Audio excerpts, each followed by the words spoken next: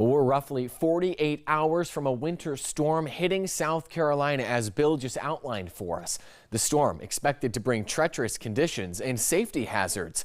Today, we heard from state officials on how they're preparing and what you can do to stay ready. Our Stephen Biddix has more.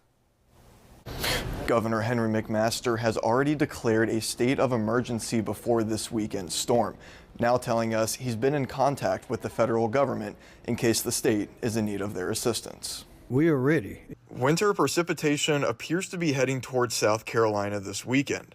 State officials expect the biggest impacts in the upstate and the Midlands. Some may see snow, but ice is the main concern. It's very dangerous, but particularly driving with ice will break power lines. It'll cause tree limbs to break and fall on power lines. The South Carolina Department of Transportation is putting down around 60,000 tons of salt, staging 1,200 pieces of equipment across the state. We are prepared to go into 24-hour operations starting tomorrow that will be out there for the duration of the event.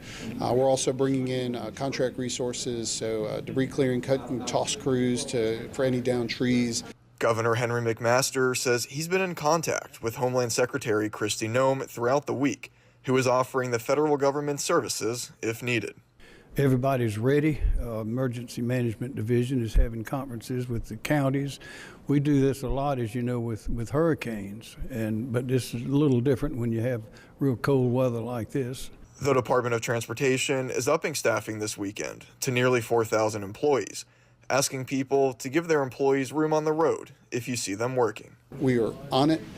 We will be ready to respond, but also encourage the public realizing that, snow and ice not always a common event here in South Carolina, and something that we need to take very seriously.